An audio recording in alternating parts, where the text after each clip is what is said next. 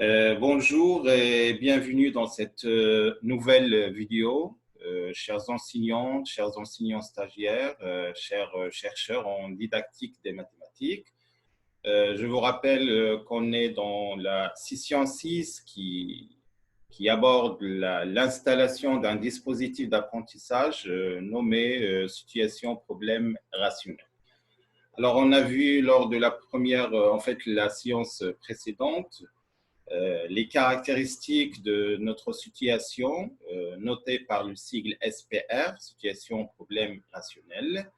Une situation qui se caractérise par quelques caractéristiques qu'on a évoquées. On a parlé du fait que cette situation devrait être liée à un thème mathématique précis. Dans notre cas, c'est le thème des suites.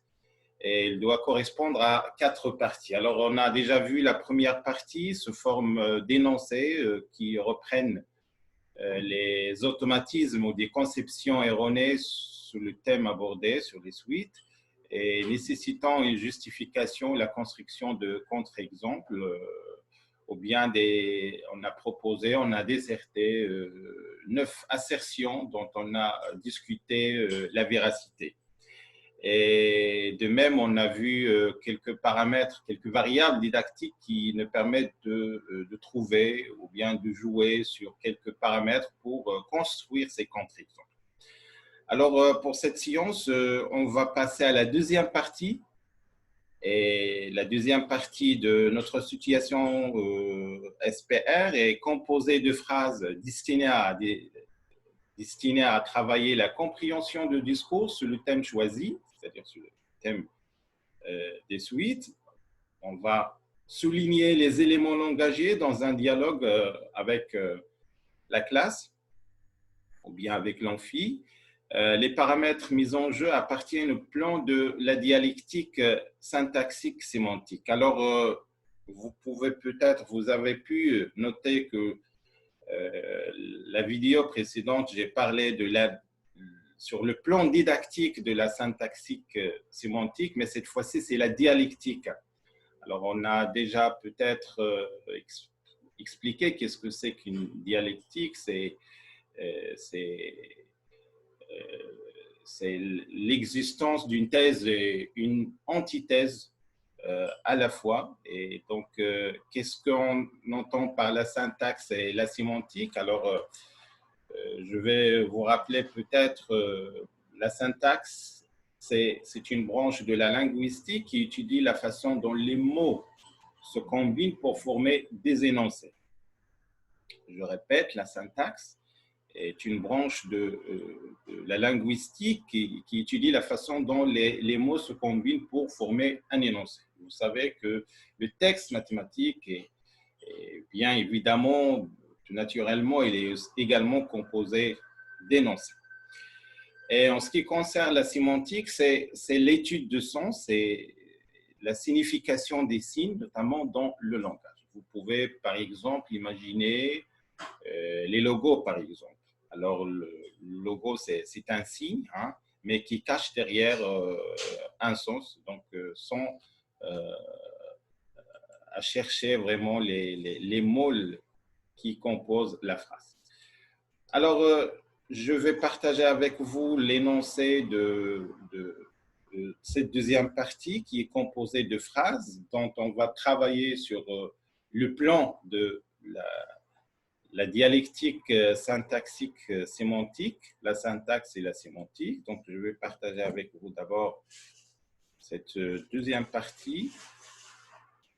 Et j'aimerais bien souligner pourquoi j'ai choisi d'aborder cette dimension langagière, parce que vous savez qu'en général, dans l'histoire d'une classe, il y a le langage savant d'une part, le langage mathématique savant d'une part, et puis il y a un langage naturel qui accompagne les élèves, et dans en présence d'un enseignant, en présence d'un échange dans le processus de l'enseignement-apprentissage, il y a un échange qui donne un troisième type de langage que la littérature appelle les pratiques langagières des enseignants. Et donc, l'enseignant, au travers son expérience, il acquiert un savoir-faire au quotidien, ce qui engendre chez lui des phrases qu'il utilise tous les jours, toutes les années scolaires, sans se rendre vraiment compte, en général, des répercussions que peuvent engendrer ou bien des représentations que peuvent engendrer ce type de langage, appelé pratique langagière des enseignants. Donc voilà l'énoncé de la deuxième partie, c'est partie B, que j'ai intitulé quelques pratiques langagières relatives au chapitre des suites. Et la consigne, quel sens attribuez-vous aux phrases suivantes? Donc, je vais vous proposer 10 phrases qui sont fréquentes dans l'utilisation dans une classe, plus particulièrement lors du chapitre des suites. Et bien évidemment, comme on a fait dans la séance précédente, on va faire une lecture didactique de chacune des phrases. Alors, pour la première phrase, en fait, elle est sans doute bon de représenter une suite pas tant comme une application, mais plutôt comme une succession de termes venant l'un après l'autre. Je vais répéter, écoutez bien, pour déceler le message implicite qui se cache. En fait, il est sans doute bon de représenter une suite, pas tant comme une application, mais plutôt comme une succession de termes venant l'un après l'autre. Donc, on va lire cette phrase, on va exhiber un certain nombre de commentaires didactiques pour chacune des phrases. Alors, pour cette phrase, l'objectif est de concevoir l'idée de prendre une suite comme un ensemble de réels. C'est-à-dire l'approche ensembliste, au lieu de l'idée traditionnelle au secondaire associée une suite à une fonction. Cette remarque est importante car il développe un vocabulaire d'une logique formelle constituée de termes d'une suite sur lequel doivent porter les raisonnements. Donc pour cette première phrase, elle est sans doute bon de représenter une suite pas tant comme une application, mais plutôt comme une succession de termes venant l'un après l'autre. L'une des pratiques d'enseignement dans une classe, c'est que l'enseignant présente en général lors de la définition d'une suite comme étant une fonction particulière dont l'ensemble de départ est l'ensemble N. Et donc, on sait d'après le curriculum ou bien le programme en général, c'est qu'il y a toute une série de chapitres qui abordent les fonctions. Donc, c'est une notion assez familière pour l'élève. Et donc, lors de l'introduction des suites, c'est tout à fait naturel que l'apprenant attribue le sens d'une fonction, de fonction à une suite. Alors, pour l'objectif sémantique de cette phrase est de favoriser l'approche ensembliste de la définition d'une suite. Donc, une suite, elle est composée d'un certain nombre d'éléments et ces éléments appartiennent à un ensemble donné. Et vous savez, l'algèbre des ensembles donc, dispose de pas mal de propriétés qui vont changer la conception et la construction de sens en travaillant sur ces éléments. Pour la deuxième phrase, lorsqu'on parle de la nature d'une suite, on fait référence à son caractère convergent ou divergent. Donc, je répète, lorsqu'on parle de la nature d'une suite, on fait référence à son caractère convergent ou divergent. Vous pouvez toutefois imaginer que ces phrases sont prononcées par les enseignants. Alors, souvent, le mot nature réfère exclusivement au lycée à une suite arithmétique ou géométrique. Et ça, c'est une question d'ailleurs proposée par les élèves en général lors de l'introduction de chapitres des suites. numérique en particulier, il y a cette conception que il n'y a que des suites arithmétiques ou bien des suites géométriques. Et donc, l'enseignant devrait vraiment faire attention à ce point. Il y en a d'autres suites qui portent d'ailleurs des noms de chercheurs en mathématiques, suite de Fibonacci par exemple. Il y a d'autres suites qui vont, il n'y a pas cette typologie exclusive de suites arithmétiques et géométriques. Donc, afin de lever toute ambiguïté due à cette classification et aussi pour préparer le terrain pour les développements ultérieurs sur les thèmes des suites, il sera utile de définir d'autres formules propositionnelles qui suggèrent de discuter cette classification erronée et donner quelques exemples de suites comme je viens de le dire, la suite de Fibonacci ou encore les suites de Cauchy, d'expressions formelles en discutant par exemple la question suivante. Est-ce qu'il est possible de savoir si une suite converge sans connaître sa limite? Donc, c'est une question qui me semble importante. Est-ce qu'il est possible de savoir si une suite converge sans connaître sa limite? Pourquoi il me semble que c'est important? Parce que normalement, l'habitude de travailler avec des suites données concrètement laisse donc toujours cette impression de chercher la limite de manière directe. Or, on pourrait, par exemple, en abordant les suites de Cauchy, dont l'expression est donnée formellement, et non concrètement, de chercher, de prouver, sans avoir l'expression explicite d'une suite qu'elle est convergente, par exemple, lorsqu'elle est croissante, lorsqu'elle est majorée.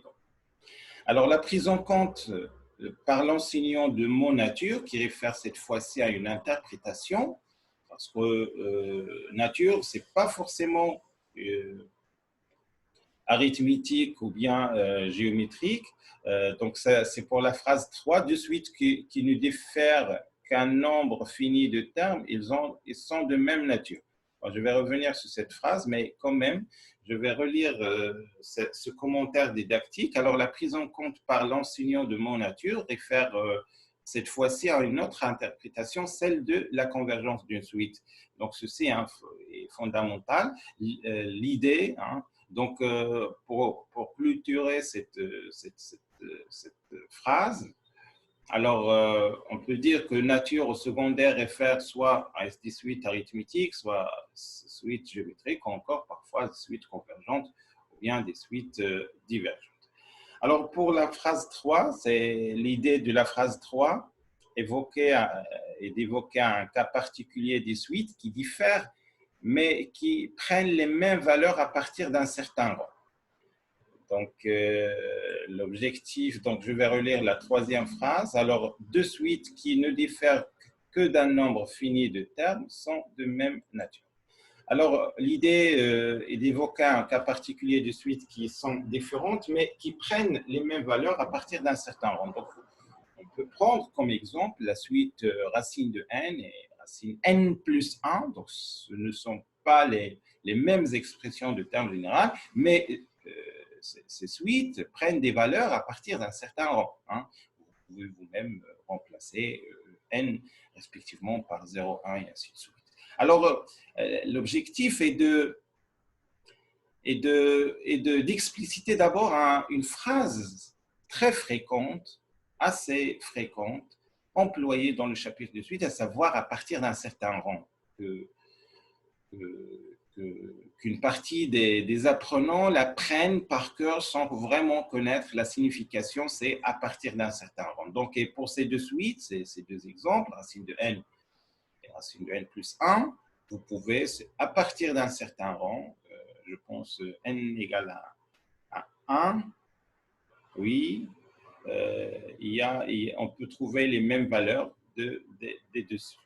Alors, l'expression à partir d'un certain rang reviendra parce qu'on va voir quand une suite possède une propriété P, que ce soit suite croissante, majorée, périodique, et ainsi de suite, à partir d'un certain rang. Donc, on peut dire que la propriété est vraie à partir d'un certain rang.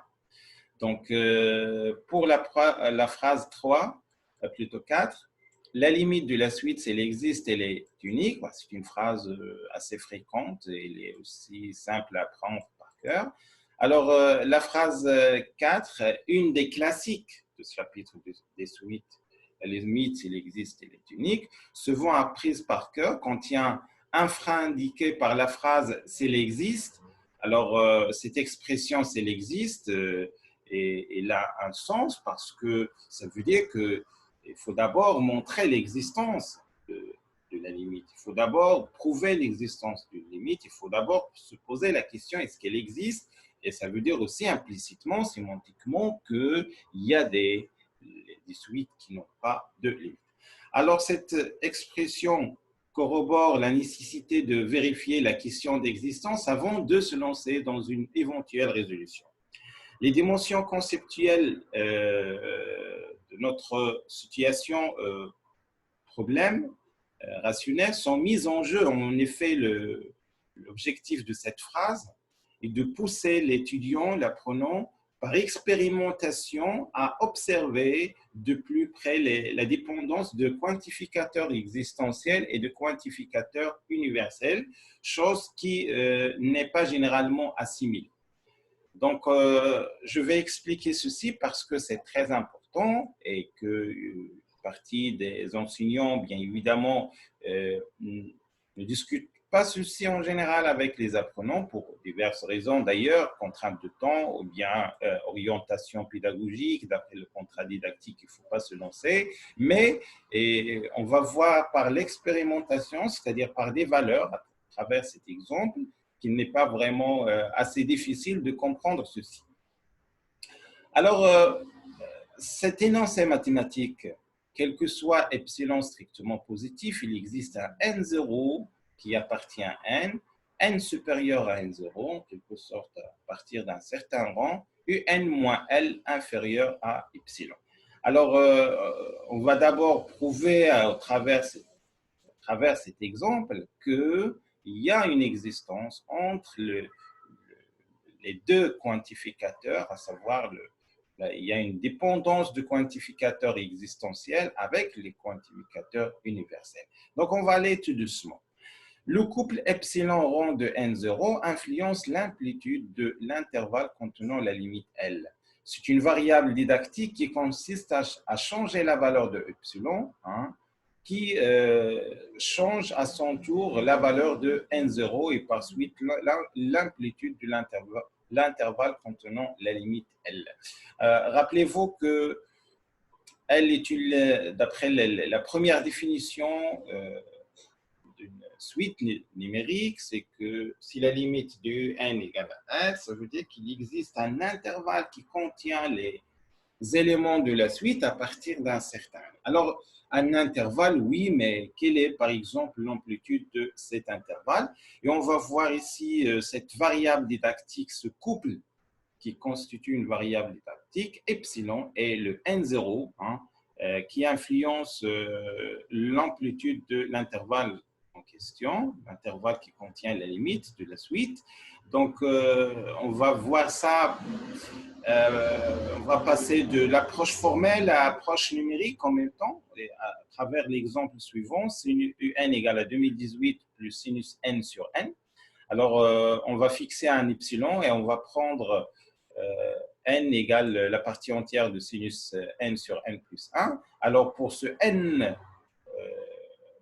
particulier, on a n est supérieur à n0 et 1 sur n inférieur à epsilon. Et donc là, l'inégalité est satisfaite. Donc, numériquement, si on prend epsilon égal à 0,00015, alors notre n0 devient 667. On constate alors le fait que n appartient, regardez, à 2017, en fait 2017,9985 et voilà. Donc vous voyez qu'il n'y a pas que l'amplitude est assez petite pour n supérieur à 658. Voilà, donc oui, oui, donc peut-être il y a une petite erreur ici concernant la limite, parce que ça se voit que la limite ici de cette suite est 2018, donc peut-être il faut mettre ici 2017. Hein, 2017. Donc vous pouvez vérifier ça à tête reposée, hein, mais pour le moment, hein, l'idée est de montrer que effectivement le N0, hein, le N0 influence le epsilon, epsilon influence le N0, c'est une variable didactique qui influence l'amplitude de l'intervalle qui contient la limite. Et donc, il ne faut pas prendre cette définition formelle de la limite comme, comme une juxtaposition de quantificateurs. Le quantificateur existentiel dépend du quantificateur universel. Parce qu'une fois qu'on fixe un certain epsilon, on trouve un certain N0 et ainsi de suite. Fixons un autre epsilon, on va trouver un autre N0. Donc, je vais encore vous proposer une démonstration qui est classique. C'est toujours la limite, si elle existe, elle est unique. Donc, cette fois-ci, on va avoir le raisonnement par l'absurde, qui est un outil qui est très efficace pour aborder les problèmes d'unicité. Hein. Et ça, c'est important aussi à signaler, à parler de ça avec les apprenants, que le raisonnement par l'absurde est l'un des outils de la démonstration qui est très efficace pour aborder ces questions d'unicité. En effet, supposons que UN possède deux limites L et L0, donc on va prendre epsilon égale à cette différence sur 3, et on va trouver que ces deux intervalles L moins epsilon, L plus epsilon et l'intervalle L0 moins epsilon et 0 plus epsilon n'ont aucun point d'intersection, ce qui contredit la définition même de la limite, c'est-à-dire à partir d'un certain rang, hein, les uns devraient appartenir, les valeurs de la suite devraient appartenir aux deux intervalles à la fois, ce qui est faux parce que l'intersection ici est les 8. Bien, donc on va passer à la phrase numéro 5. Les inégalités larges passent à la limite et pas les inégalités strictes. Alors, une phrase aussi prononcée par les enseignants. Alors, l'objectif de cette phrase est de signaler le passage prudent à la limite. Par exemple, on a 1 sur n-2020 est supérieur à 1 sur n, mais le passage à la limite va donner 0, strictement 0, supérieur à 0, ce qui est absurde. Alors, l'utilisation des symboles strictement positifs est en fait strictement et supérieur égal s'avère intéressante. Il est souhaitable de concevoir la proposition 0 supérieur à 0 comme étant la disjonction de deux propositions, 0 supérieur strictement à 0 ou 0 égal à 0. Pourquoi? Parce qu'à force de prononcer dans une classe, le supérieur et égal, à force de prononcer dans les classes l'expression supérieure et égale, l'apprenant prend ça comme une phrase unique, mais sans vraiment discuter le sens. C'est que A supérieur égale à B, il y a la disjonction de deux énoncés, à savoir strictement supérieur et égal. Donc, ça, c'est un point aussi important. Pour la phrase 6, on ne dit pas qu'une suite converge vers plus ou moins l'infini, car de telles suites sont divergentes. Alors, pour cette sixième phrase, il insiste sur l'aspect langagier qui pourrait bien perturber l'appréhension de la notion de limite d'une suite. Il nous semble qu'il existe une ambiguïté de la façon dont les élèves de secondaire appréhendent les deux assertions, suite qui converge vers l'infini et suite qui est divergente. Donc, il y a cette confusion entre ces deux énoncés qui montrent pas la même chose, suite qui converge vers l'infini et suite divergente. Donc, il y a toujours cette tendance de prendre que toute suite qui converge plus l'infini, elle est divergente. Alors, une explication formelle de concepts divergents par des outils de logique propositionnelle est souhaitable dans ce cas. Donc, on va voir la phrase 7. Alors, représenter une suite extraite d'une suite comme une succession de termes pris de plus en plus tard parmi les termes du N. Donc, je vais répéter cette phrase. Se représenter une suite extraite d'une suite comme une succession de termes pris de plus en plus tard parmi les termes du N. Alors, la phrase 7 présente la notion de la suite extraite. Le mot tard dans la proposition essaye de donner le lieu ou bien les lieux où se trouvent les termes de la suite. Alors, le concept de suite extraite ne figure pas bien évidemment dans le programme de secondaire, mais une discussion de caractère dénombrable de cet objet mathématique pourrait ouvrir les yeux des élèves sur de nouvelles manières de voir ou d'arranger les termes d'une suite. Pour la phrase 8, une suite peut être majorée seulement à partir d'un certain rang. Alors, une discussion à propos du caractère discret et non continu de la suite est une idée non ordinaire pour l'élève habitué au secondaire, à savoir une certaine homogénéité des propriétés des fonctions numériques continues. Et on va donner cet exemple.